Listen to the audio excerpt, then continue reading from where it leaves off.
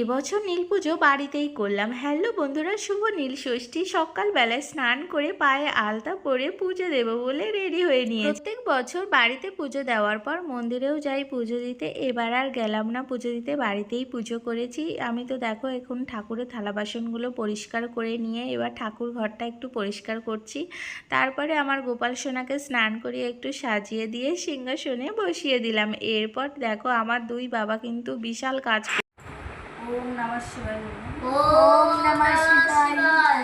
ओम नमः शिवाय। ओम नमः शिवाय। ओम नमः शिवाय। ओम नमः বাড়িতে আমি যখনই পুজো দিই না কেন আমার দুই বাবা আমাকে সব কাজে হেল্প করে। এরপরে দেখো আমি ঠাকুরের সমস্ত জিনিসগুলো গুছিয়ে নিচ্ছি।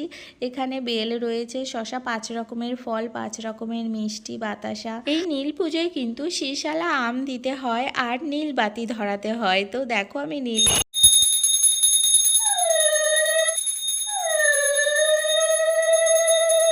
তো আমার পুজো দেওয়া হয়ে গেছে। তোমরা কারা কারা বাড়িতে এরকম নীল পুজো করলে অবশ্যই কমেন্ট করে জানিও। তো টাটা বন্ধুরা, হর হর মহাদেব।